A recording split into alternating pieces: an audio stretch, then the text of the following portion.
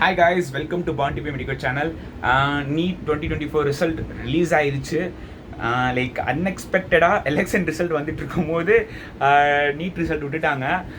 எப்போவுமே வந்து சொல்லுவாங்க நீட் எக்ஸாம் எழுதி முடிச்சு 1 மந்தில் உங்களுக்கு ரிசல்ட் வந்துருன்னு. ஆனால் இந்த தடவை சொன்ன லைக் 1 day பிஃபோராகவே May 5 எழுதுனீங்க, June 4 ரிசல்ட் வந்துருச்சு. So congratulation to the all juniors and all the NEET aspirants, all future doctors who have scored good marks in NEET exam. அவங்களுக்கு மிகப்பெரிய ஒரு சல்யூட் அண்ட் அவங்க வந்து ஒரு அச்சீவ்மெண்ட் பண்ணியிருக்காங்க.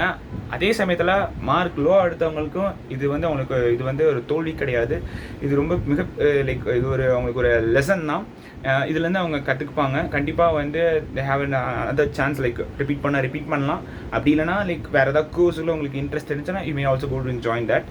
அண்ட் ஓகே, இப்போ நம்ம வந்து இந்த வீடியோ எதுக்காண்டி இப்போ நான் போடுறேன்னா, இப்போ ரிசல்ட் வந்தோடனே நிறைய பேர் வந்து வீடியோஸில் வந்து கட் ஆஃப் அதிகமாகும், இன்க்ரீஸ் ஆகும், ரொம்ப இன்க்ரீஸ் ஆகும். நம்மளுக்கு வந்து இப்போ ஒரு பையனுக்கு வந்து ஃபோன் பண்ணி கேட்டால் 595 வருது, எனக்கே சீட் கிடைக்காதா பிசி அப்படின்லாம் கேட்குறாங்க. அதேமாரி வந்து ஒரு பொண்ணு வந்து கேட்குற லைக் ஒருத்தவங்க வந்து கேட்டாங்க 644 வருது, எனக்கு மதுரை கிடைக்காதான்னு சொல்லிட்டு. ஸோ இதெல்லாம் வந்து நம்ம வந்து இப்போ ரிசல்ட் வந்துருச்சு ஓகே, பட் நம்ம வந்து எக்ஸாக்டாக இந்த காலேஜ் கிடைக்காதுன்னு நம்ம சொல்லணும்னா நம்ம ரேங்க் லிஸ்ட் வச்சு தான் நம்ம சொல்ல முடியும். ஸோ நம்ம ரேங்க் லிஸ்ட்டு ப்ராபபிளி வந்து வித்தின் 2-3 வீக்ஸில் நமக்கு வந்துடும் நம்ம எக்ஸ்பெக்ட் பண்ணுறோம். போத் ஸ்டேட்லேயும் ஃபஸ்ட்டு ஆல் இந்தியாவிலே விடுவாங்க. ஸோ ஆல் இந்தியா லெவல்லையும் அண்ட் தென் ஸ்டேட்லேயும் நம்மளுக்கு வித்தின் 1 மந்தில் நம்மளுக்கு கிடச்சிடும்னு நினைக்கிறேன். பிகாஸ் ஏன்னா once upon long ago MBBS admission எப்போவே வந்து August 2nd week and August 3rd week தான் நடக்கும். அதாவது பிஃபோர் கோவிட் டைம்லலாம் 2019 August 16 தான் எங்கள் காலேஜெல்லாம் ஓப்பன் பண்ணாங்க. ஐ மீன் அட்மிஷன் ஃபஸ்ட் இயருக்கு. ஸோ வந்து இந்த கோவிட் சுச்சுவேஷன் வந்தனால தான் தள்ளி போய் இப்போ நாங்களாம் வந்து September 1 தான் வந்து எங்களுக்கு காலேஜோட ஃபஸ்ட் டே இருந்துச்சு. ஸோ உங்களுக்கு most probably August 2nd or 3rd week திறந்துருவாங்க நான் நினைக்கிறேன், பட் தெரியல. அப்படி இருக்கும்போது கண்டிப்பாக உங்களுக்கு வந்து வித்தின் அ மந்த் உங்களுக்கு வித்தின் 2 months இந்த கேப்பில் வந்து கண்டிப்பாக உங்களுக்கு கவுன்சிலிங் நடந்துடும். ஸோ அப்படி இருக்கும் நம்ம ரேங்க் லிஸ்ட் வச்சு நம்ம எக்ஸாக்டாக எந்த காலேஜ் நம்மளுக்கு கிடைக்கும் சொல்லிட்டு ப்ரிடிக்ட் பண்ண முடியும். அதேமாதிரி வந்து நீங்கள் பர்டிகுலர் என்கிட்டயோ இல்லை வேறு யாரும் யூடியூப்ல எனக்கு இந்த காலேஜ் கிடைக்காதா அப்படின்னு சொல்லிட்டு இருந்தீங்கன்னா எங்கேயுமே உங்களுக்கு பதில் கிடைக்காது. ஏன்னா உங்கள் மார்க்குக்கு நீங்கள் தான் அனலைஸ் பண்ணணும். நம்ம மார்க் இவ்வளோ எடுத்துருக்கோம், போன வருஷம் இவ்வளோ கட் ஆஃப் இருந்துச்சு, நம்மளுக்கு இது கிடைக்காதான்னு சொல்லிட்டு நீங்கள் அதை சர்ச் பண்ணணும். ஏன்னா உங்களுக்கு வேறு யாரும் வந்து ஹெல்ப் பண்ண முடியாது. நீங்கள் தான் உங்களுக்கு இந்த காலேஜ் நமக்கு கிடைக்காதான்னு சொல்லிட்டு நீங்கள் தான் ரிசர்ச் பண்ணணும். ரிசர்ச் பண்ணுறதுக்கு நிறைய சோர்ஸ் யூடியூப்ல இருக்குது. நிறைய காலேஜோட கட் ஆஃப் நிறைய பேர் யூடியூபர்ஸ் போட்டிருக்காங்க, பெரிய யூடியூபர்ஸ்லாம் போட்டிருப்பாங்க ஒவ்வொரு காலேஜோட கட் ஆஃப். அண்ட் அதே மாதிரி வெப்சைட்டில் இருக்குது, நிறைய சோர்ஸஸ் இருக்குது. இப்போ வீட்டில் என்ன போர் பண்ணீங்க, இதை தான் நான் படிக்கிட்டு இருந்தேன் போன வருஷம். நம்மளுக்கு இந்த காலேஜ் கிடைக்கும், அந்த காலேஜ் கிடைக்காதா, இந்த காலேஜ் கிடைச்சி அந்த காலேஜில் எப்படிலாம் இருக்கும், அப்புறம் அந்த காலேஜ் பற்றி என்ன பண்ணணும், எம்பிபிஎஸ்னால் என்ன திங்ஸ்லாம் நம்ம கொண்டு போன வைக்கணும், இந்த மாதிரி. ஸோ அது ஒரு செப்பரேட் வீடியோ நான் போடுறேன். அதாவது டைம் எப்படி யூஸ்ஃபுல்லாக ஸ்பெண்ட் பண்ணுறதா இல்லையா, அப்புறம் எம்பிபிஎஸோட ரியல் லைஃப் எப்படி இருக்கும். ஏன்னா பொதுவாக என்னோட வீடியோஸ் எல்லாமே லைக் ஃபங்க்ஷன்ஸ் நடக்கிறது, அது மாதிரி ஒரு நல்ல வைப்பில் ஒரு நல்ல பாசிட்டிவ் சைடோடு ஃபுல்லாக எடுத்து காமிச்சிருப்பேன். அண்ட் இன்னொரு ஃபேஸ் ஆஃப் எம்பிபிஎஸ் வந்து கண்டிப்பாக வந்து ஒரு வீடியோ நான் உங்களுக்கு போடுறேன். எனக்கு வர இந்த யூனிவர்சிட்டி எக்ஸாம் பேர் எங்களுக்கு வந்துட்டுருக்கு, அதுக்கு ப்ரிப்பேர் பண்ணிகிட்ருக்கேன். ஸோ டைம் எடுத்துக்கிறேன். பட் உங்களுக்கு வந்து ரொம்ப கட் ஆஃப் இன்க்ரீஸ் ஆகுமோ சொல்லிட்டு அந்த பயம் வேண்டாம். எப்படி நான் சொல்ல வரேன்னா, இந்த நம்ம வந்து ஒரு எக்ஸாம்பிள் போன வருஷம் வந்து round 1 ஸ்டேட் கோட்டா கவுன்சிலிங் நடந்துச்சு. அதில் வந்து ரேங்க் லிஸ்ட்டில் பார்த்தீங்கன்னா 700 எடுத்தவங்களாம் அந்த ரேங்க் லிஸ்ட்டில் இருந்திருந்தாங்க.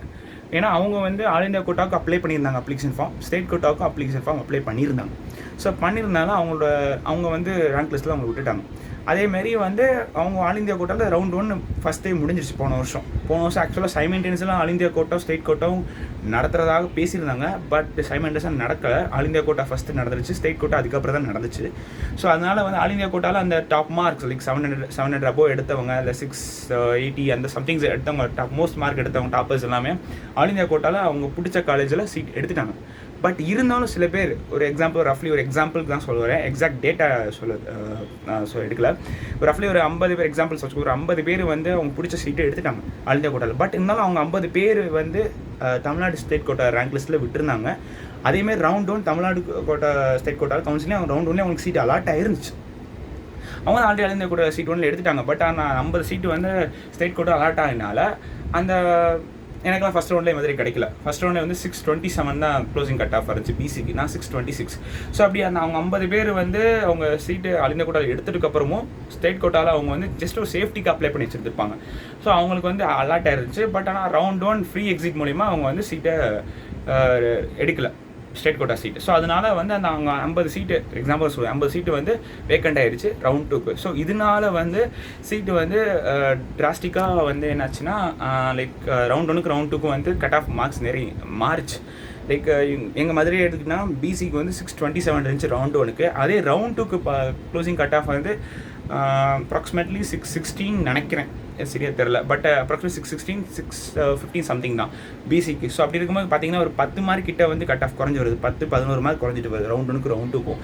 ஸோ இது எப்படி குறையுதுன்னா அந்த ஆல் இந்தியா கோட்டை எத்தனை பேர் சீட் எடுக்கிறாங்க பொறுத்து இருக்குது. ஸோ அப்படி இருக்கவங்க நீங்கள் வந்து ரொம்ப பயப்படாதீங்க, எனக்கு பிடிச்ச காலேஜ் கிடைக்காம போயிடாது, இப்போ கிடைக்காம போயிடும், நம்மளுக்கு வந்து கட் ஆஃப் அதிகமாக இன்க்ரீஸ் ஆகும் சொல்லிட்டு அப்படிலாம் பயப்படாதீங்க. வெயிட் கவுன்சிலிங் வந்து வெயிட் பண்ணி பாருங்கள். ரவுண்ட் 1க்கும் ரவுண்ட் 2க்கும் கண்டிப்பாக டிஃப்ரென்ஸ் இருக்கும். நிறைய பேர் அன்எக்ஸ்பெக்டட் ரவுண்ட் 1ல் அன்எக்ஸ்பெக்டட் ஒரு காலேஜ் கிடச்சிருவோம். ஆனால் அதேமாதிரி ரவுண்ட் 2லேயும் அவங்க எக்ஸ்பெக்ட் பண்ண காலேஜ் கிடைக்கும். இல்லை சில பேர் ரவுண்ட் 1ல் எக்ஸ்பெக்ட் பண்ண காலேஜ் கிடைக்கும், பட் இதை காட்டி பெட்டராக வேணும்னு சொல்லிட்டு ரவுண்ட் 2ல் ஒரு சாய்ஸ் ஃபில் பண்ணுவாங்க, ஆனால் அன்எக்ஸ்பெக்டாக ஒரு காலேஜ் கிடைக்கும்.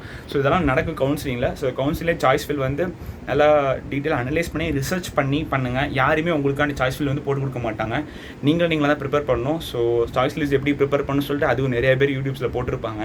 உங்களோட காலேஜ் ஆஃப் இன்ட்ரெஸ்ட்டை பார்க்கணும், அப்புறம் உங்களோட டிஸ்டன்ஸ் பார்க்கணும், அதாவது உங்கள் வீட்டுக்கும் காலேஜுக்குள்ள டிஸ்டன்ஸ் அதெல்லாம் பார்க்கலாம். அதே சமயத்தில் அந்த காலேஜோட வருஷம் எவ்வளோ வருஷம் அந்த காலேஜ் இருக்குது, அப்போனா அந்த காலேஜ் வந்து வெல் எஸ்டாப்ளிஷ்மெண்ட்டாக இருக்கும். அப்புறம் பேஷண்ட் அவுட்ஃப்ளோ இன்ஃப்ளோ எவ்வளோ இருக்குது, அப்புறம் ஒரு நாள் ஓபி எவ்வளோ வராங்க, இதெல்லாம் நிறைய ஃபேக்டர்ஸ் இருக்குது. இந்த ஃபேக்டர்ஸ்லாம் அனலைஸ் பண்ணி நீங்கள் வந்து உங்களுக்கு எல்லாத்துக்கும் ஓகேவா, உங்களுக்கு எல்லாரும் ஓகேன்னு சொல்லிட்டு காலேஜை செலக்ட் பண்ணுங்கள். இதெல்லாம் தான் நான் பண்ணிகிட்டு இருந்தேன் வீட்டில் எக்ஸாம் முடிச்சதுக்கப்புறம். ஸோ இதை ஒரு ஸ்பெசிஃபிக்காக இன்னொரு வீடியோவும் போடுறேன் நான் உங்களுக்கு. அண்ட் மோரல்ஸ் நீங்கள் வந்து போன வருஷத்தை காட்டில இந்த வருஷம் சீட் எடுத்துட்டீங்க, அந்த ஒரு கான்ஃபிடென்ட்டோட சந்தோஷத்தோடு இருங்க. ஐயோ நம்மளுக்கு இந்த காலேஜில் சீட்டு கிடையாது, இந்த காலேஜ் சீட்டு கிடைக்கலன்னு சொல்லிட்டு ரொம்ப வருத்தப்பட வேணாம். நான் யோசித்து பாருங்கள், நிறைய பேர் பார்டர் மார்க்கில் இருக்கவங்க என்ன அவங்களுக்குலாம் சீட்டே கிடைக்குமா கிடைக்காத நிலைமையில நிறைய பேர் இருப்பாங்க. ஸோ அப்படி இருக்கு நமக்கு ஏதோ ஆண்டவன் புண்ணியத்தில் ஏதோ நம்ம படித்ததில் ஏதோ நம்மளுக்கு இந்த வருஷம் சீட்டு கன்ஃபார்மாக கிடச்சிருச்சு அப்படியே ஒரு சந்தோஷத்தில் இருங்க. அதே சமயத்தில் வந்து ரொம்ப பயப்படவும் செய்ய வேண்டாம். ஐயோ அந்த வெயிட் பண்ணி பாருங்க, ஓகேவா? வெயிட் பண்ணி ரவுண்ட் 1 ரவுண்ட் 2ல் வெயிட் பண்ணி எவ்வளோ மார்க் ஏறுது பார்த்துட்டு பார்ப்போம், ஓகேங்களா? அதேமாரி இப்போ 590 எடுத்தவங்கலாம் பயப்பட வேண்டாம். சில பேர் 590 தான் எடுத்திருக்கேன், எனக்கு சீட்டு கிடையாது, ரிப்பீட் பண்ண போகலாமா அப்படின்னு.